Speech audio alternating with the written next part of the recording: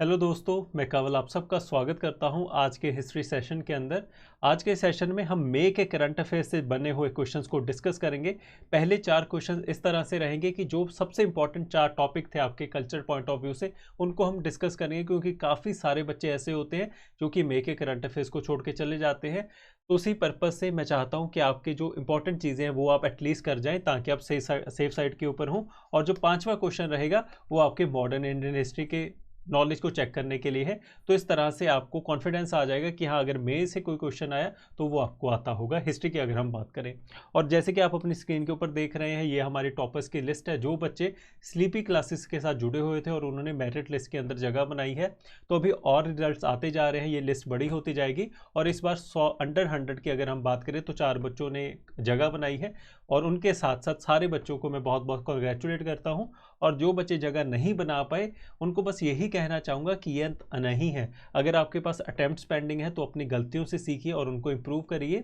और जो बच्चे अगली बार पहले या इस बार पहला अटेम्प्ट दे रहे हैं, तो अगली तस्वीर आपकी भी हो सकती है। बस आपने हौसला बनाए रखना है, क्योंकि डिसिप्लिन और करेज ही है जो आपको इस जो पूरी जर्नी के अंदर अंत तक लेके जाएगी और अल्टीमेटली विजेता बनाएगी। उसके अलावा अगर हम अपने 2023 के कोर्सेज़ के बारे में बात करें, तो पहली बार हमने स्टैंड अलोन सिंगल सब्जेक्ट्स के कोर्सेज़ को भी लॉन्च किया है। मतलब कि अगर आप समझते हैं कि मैं आपको हिस्ट्री अच्छे से करवा सकता हूं, तो आप सीधा सिर्फ हिस्ट्री का कोर्स भी ले सकते हैं। सो 6000 रुपीज़ का अगर आप ये पूरा आपको कोर्स पड़ेगा। पर इन केस आप पूरा जनरल स्टडीज़ का कोर्स लेना चाहते हैं तो वो इन टोटल आपको 12,000 का पड़ेगा। तो काफ़ी वैल्यू फॉर मनी हो जाएगा। अगर आप विद आंसर इवेल्यूएशन चाहते हैं, so it will cost you around 15,000 rupees. तो कुछ कोर्सेज हैं ऑप्शनल्स के भी, आपको परमिटेशन कॉम्बिनेशन के हिसाब से ले सकते हैं, with answer evaluation, without answer evaluation. तो प्लीज़ हमारी वेबसाइट को चेक कीजिए, वहाँ पर आपको रेलिवेंट इन्फॉर्मेशन मिल जाएगी। तो आइए पहले 5 क्वेश्चंस को डिस्कस कर लेते हैं कि कौन कौन से 5 क्वेश्चन होंगे। सबसे पहला हमारा जो क्वेश्चन है वो है कि अभी हाल ही में रिसेंटली बुकर प्राइज़ जो है, काफ़ी फेमस प्राइज़ है लिटरेचर की दुनिया में, तो वो अभी हाल ही में अनाउंस किया गया था। उससे ये क्वेश्चन बनाया गया है, क्योंकि पहली बार इंडिया में किसी ऐसे बंदे को यह प्राइज़ दिया गया था, तो उस वजह से क्वेश्चन यहाँ पर आपको मिलेगा।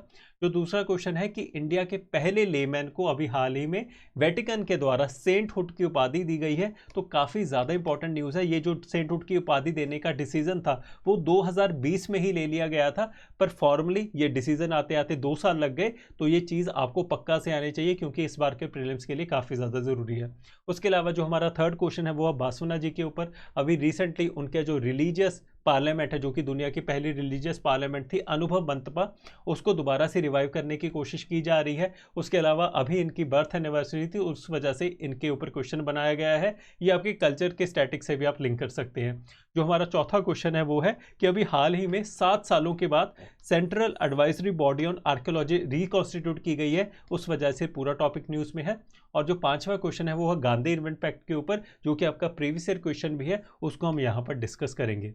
तो आइए पहले क्वेश्चन के साथ शुरू करते हैं, जो कि बुकर प्राइज में से, तो मैं आपके लिए एक बार पढ़ देता हूं। That recently Booker prize was awarded in the month of May and in the above context consider the following statement. तो पहले कहते हैं that Geetanjali Shree's tomb of sand became India's first novel written in an Indian language to win international Booker prize. तो ये पहली आपकी statement है। Then दूसरे में ये कहते हैं that the international Booker prize is awarded annually for a single book translated into English and published in Europe. क्या क्या ये यूरोप में होता है।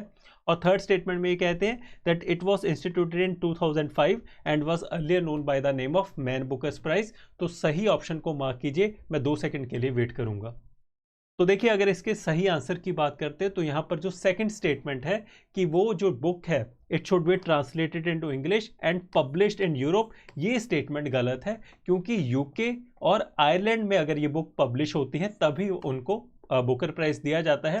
पूरे यूरोप की ऐसा कोई कंसेप्ट नहीं है। तो बहुत इंपॉर्टेंट चीज़ है, वो आप ध्यान में रखेंगे। ये जो पहली स्टेटमेंट है कि हाँ, जो गीतांजलि श्रीज की टॉम्ब ऑफ सैंड, ये पहली हमारी ऐसी बुक बनी है which is written in an Indian language to win the international Booker prize, और ये हिंदी में लिखी गई थी। इस चीज़ को आप ध्यान में रखिएगा।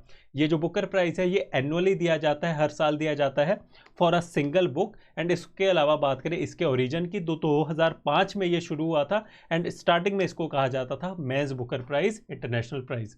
तो 1 और 3 इसका सही आंसर हो जाएगा, क्योंकि सेकंड स्टेटमेंट हमारी गलत है। और ये वो तस्वीर है, एक साइड के ऊपर वो गीतांजलि श्री जी हैं और दूसरी साइड पे उनकी ऑथर है या ट्रांसलेटर है जिन्होंने इंग्लिश में ट्रांसलेशन की थी। उसके अलावा ये जो पैसा मिलता है, जो मनी प्राइस मिलता है, it is shared equally between the author and the translator. बाकी सारी इन्फॉर्मेशन मैंने आपको बता दी है। तो उसके अलावा अगर हम सेकंड क्वेश्चन के ऊपर चलें, तो अभी हाल ही में इंडिया के पहले व्यक्ति को सेंटहुड की उपाधि दी गई है, जिनका नाम है देव श्याम पिल्लाई। वो was recently declared as saint. Consider the following statement with respect to canonization of saint. मतलब कि कैननाइजेशन का मतलब है कि किस तरह से सेंटहुड की उपाधि दी जाती है। तो सबसे पहली स्टेटमेंट में वो कहते हैं that he is the first Indian layman to be declared as saint by the Vatican. Second statement में वो कहते हैं that to be approved for sainthood 3 miracles must be recognize. कि क्या 3 मिरेकल्स रिकग्नाइज होने चाहिए, 1, 2 या 3 या 4 भी हो सकते हैं। तो आपको बताना है कि कितने हो सकते हैं। तो उसके बाद ये कहते हैं कि पोर्टुगीज प्लेस होते हैं बाय द नेम ऑफ वसप प्लेस। क्या उनके अंदर इनकी जीवन के बारे में लिखा गया है, वहां पर उनको दर्शाया जाता है। Enacted in Kanyakumari district and other parts, talk about his life. तो ये 3 स्टेटमेंट आपके सामने हैं। Please mark your right option. तो यहाँ पर देखिए, जो हमारी सेकंड स्टेटमेंट है वो गलत है, क्योंकि जिस भी किसी व्यक्ति को सेंटहुड की अगर हमने उपाधि देनी है तो 2 मिरेकल्स उसके पास होने चाहिए जो कि रिकग्नाइज होने चाहिए। पहले कमेटी के तरफ से, जो पहला मिरेकल है it should be recognize by the committee, और जो दूसरा मिरेकल है it should be recognize by the Pope himself. तो ये 2 मिरेकल जब तक नहीं होंगे तो किसी भी व्यक्ति को सेंटहुड की उपाधि नहीं मिलती। प्लीज़ इस चीज़ को ध्यान में रखिएगा। उसके अलावा जो सेंटहुड देने की जो प्रोसेस है वो बहुत ही लंबा है, आपको उसके डिटेल में नहीं जाना। तो यहाँ पर जो देव श्याम पिल्लाई हैं वो बहुत बड़े नाम बन जाएंगे, क्योंकि ये पहले ऐसे लेमन होंगे हमारे इंडिया के द्वारा जिनको सेंटहुड की उपाधि मिलेगी। पहले मदर टेरेसा को भी मिली है, पर वो हमारे इंडिया के नेटिव नहीं थे। उसके अलावा ये जो 2 स्टेटमेंट है कि हाँ वसप प्लेस जो कि पोर्टुगीज प्लेस है, उनके अंदर उनके जीवन के बारे में दिखाया जाता है। बेसिकली ये त्रवणकोर के रीजन में उनके कोर्ट में काम किया करते थे। उसके अलावा ये सोसाइटी में फैली हुई कास्ट इनइक्वालिटी के खिलाफ काफ़ी ज़्यादा काम किया करते थे, और इसी वजह से हायर कास्ट के जो लोग थे वो इनके साथ हेट्रेट करने लग गए, एंड अल्टीमेटली इनको 14 जनवरी को गोली मार दी गई थी। तो ये चीज़ इन प्लेस में दिखाई जाती है। वही इनके बारे में डिटेल में पढ़ते हैं। ये आपकी स्क्रीन के ऊपर उनकी पोर्ट्रेट है, आप इसको ध्यान में रखिएगा। So Dev Shyam Pillai has become the first Indian layman to be declared as saint by the Vatican. Initially ये हिंदू धर्म में ही पैदा हुए थे, बट विद द टाइम ये क्रिश्चियनिटी में कन्वर्ट कर गए थे। जो त्रवणकोर का उस टाइम का राजपाट था, जो एम्पायर था, तो मार्तंड वर्मा के अंदर के कोर्ट के अंदर ये काम किया करते थे। एंड जो इनका अडॉप्टेड नेम था, जो भी बंदे क्रिश्चियनिटी में कन्वर्ट होते हैं वो एक नया नेम लेते हैं जो कि उनको डिवोट किया जाता है। So his name was Lazarus, which means God is my help, and ultimately he was shot dead on 14th of January 1752। तो यहाँ पर वो सारा बताया गया है कि किस तरह से इनको सेंटहुड की उपाधि मिलती है। बस आपने ये याद रखना है कि ये जो पूरा प्रोसेस है इनको 2020 में ही कह दिया गया था कि इनको सेंटहुड की उपाधि मिलेगी, पर 2 साल लग गए थे फॉर्मल ये रिजल्ट डिसीजन आते आते। So this is what you need to keep in mind. उसके अलावा आइए थर्ड क्वेश्चन के ऊपर चलते हैं। बासुना जी के ऊपर ये क्वेश्चन है। आपको पता होगा कि इनके जो पहली दुनिया की फर्स्ट रिलीजियस पार्लियामेंट जिसका नाम है अनुभव मंतपा, तो प्लीज़ इसको ध्यान में रखिएगा। ये इस बार के प्रीलिम्स के लिए बहुत ज़्यादा ज़रूरी है कि कल को आपको आ जाए कि अनुभव मंतपा क्या है। तो ये दुनिया की पहली रिलीजियस पार्लियामेंट है जो कि बासवना जी के द्वारा चलाई गई थी। तो पहले स्टेटमेंट में ये कहते हैं that he started a new movement in Karnataka in 12th century known as Veera Shaiva tradition which is an offshoot of Lingayat tradition. क्या ये पहली स्टेटमेंट सही है? उसके अलावा ये कहते हैं he was a worshipper of Vishnu.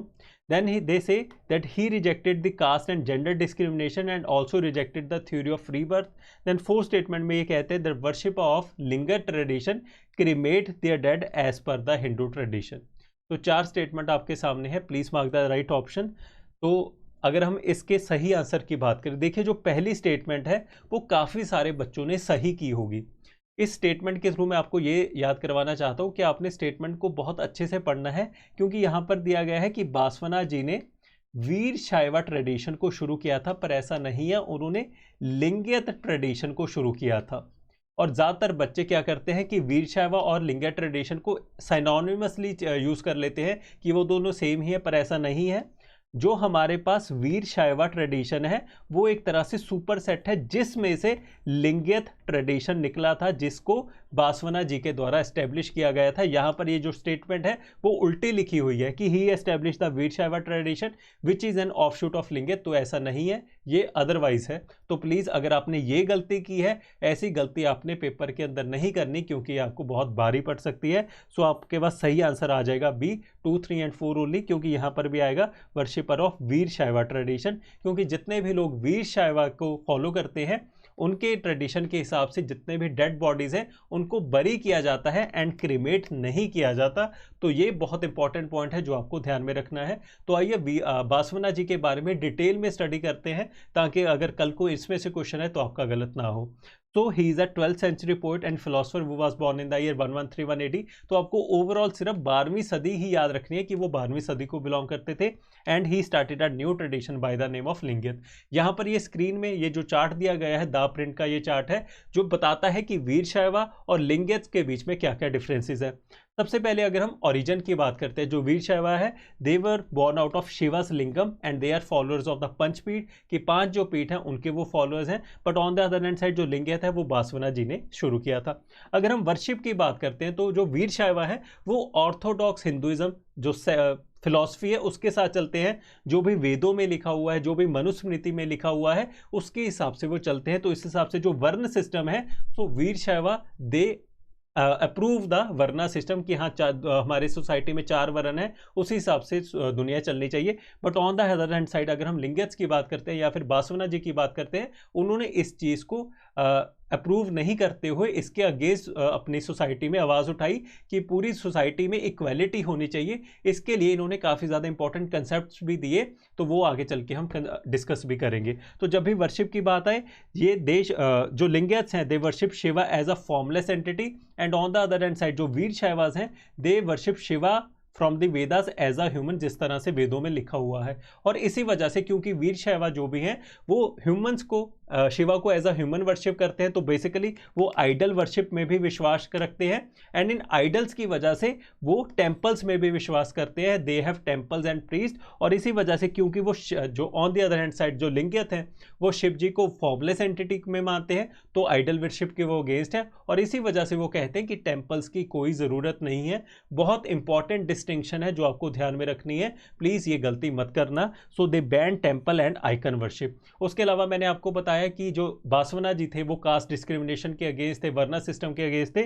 So they do not believe in the caste system. And on the other hand side जो वीर शैवाज हैं they believe in the caste system. ये इंपॉर्टेंट 4 डिस्टिंक्शन हैं जो आपको कभी भी नहीं भूलनी। उसके बाद हम बात करते हैं कि किस तरह से उन्होंने अपने जीवन के अंदर क्या क्या किया। उनके 3 प्रिंसिपल्स बहुत ज़्यादा मशहूर हैं। सबसे पहले है अरिवु, जो जिसका मतलब है ट्रू नॉलेज। उसके बाद है आचार, जिसका मतलब है right conduct. And then we have anubhava, which means divine experience. तो जब भी अरिवु, आचार एंड अनुभव के बारे में बात आएगी तो वो बासवना जी के साथ आप रिलेट कर सकते हैं। उसके अलावा he advocated a holistic approach to linga yoga, which means union with the divine. उसके अलावा हम बात करते हैं कि इनका एक बहुत इंपॉर्टेंट कंसेप्ट है जो कि है कयाक एंड दसोहा।